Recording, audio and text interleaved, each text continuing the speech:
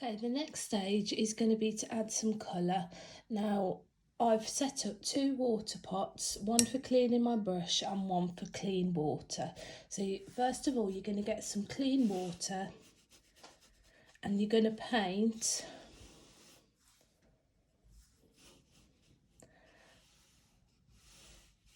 a section. Now you need to make sure you don't go over the edges at this point. Okay, and you're applying the watercolour to the water.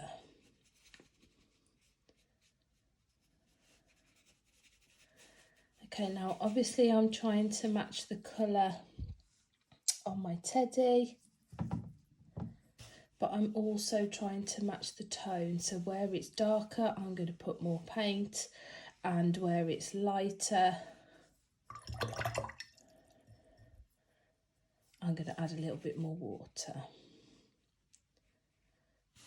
This is called colour saturation.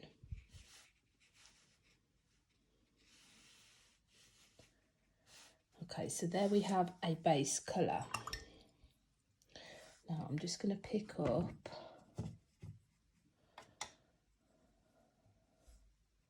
a tiny little bit of black. Now I've watered this down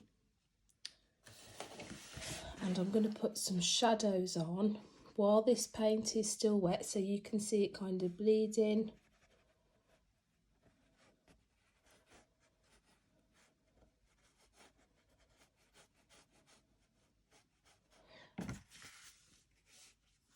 Okay, then wash your brush, dry your brush. Okay, then if you did want to just feather that edge to blend it in a little bit more, then that's all that's needed.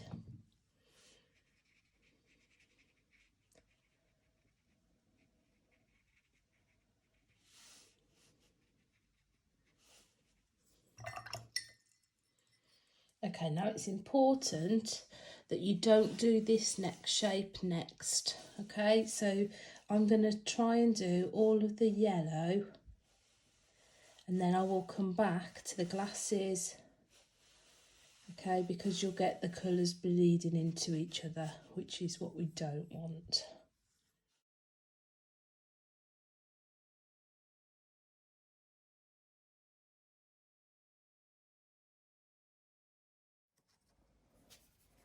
Okay, so going back to the eye area, which is now dry.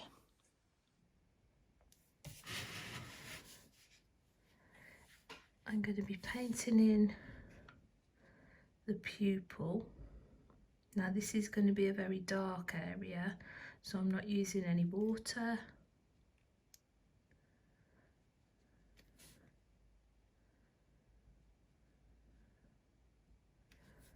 Okay, now I can see already it's beginning to bleed. Now if it's beginning to bleed, there's a couple of things you can do. Okay, so now I'm going to start to sketch in the glasses.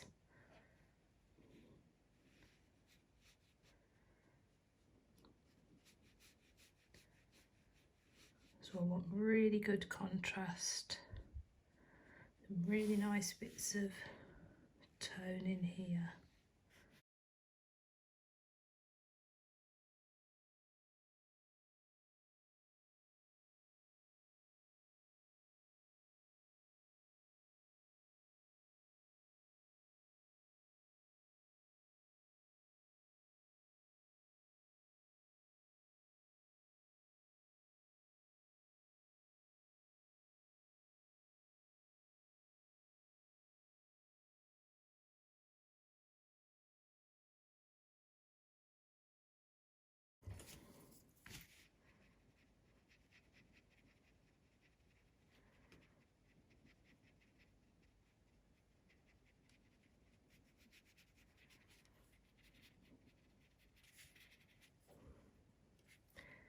Okay, now I'm going to start to put in some texture onto this teddy bear.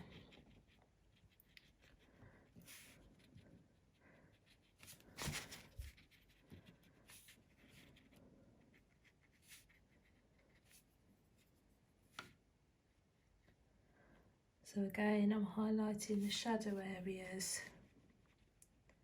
If you'd like to draw lines, like hatching lines, okay, now you're not going to want them too bold, so you might just want to blend them a little bit after you've done them.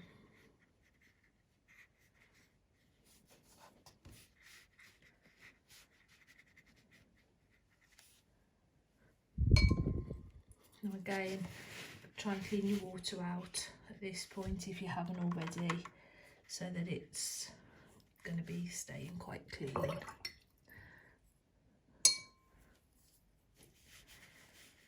Okay, and you can mix some other colours in for a bit of variety. You can add slightly darker colours on top. Now if that's dry, if you put your brush on the side, you can do what we call dry brush. So dry brush, particularly if you've got a textured paper, is going to pick out the texture a little bit more.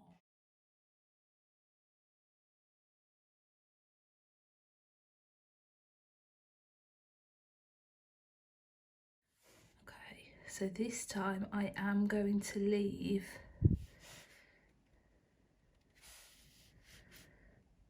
hatching lines. So just imagine that each line you put on is going to be a piece of fur. So I'm starting off with quite a dark colour and I'm looking for where those really dark shadows are. Now don't worry if they look too dark at the moment. By the time you've put all of the colours on, it's going to look okay. So try and keep your marks really small, really put your brush upright.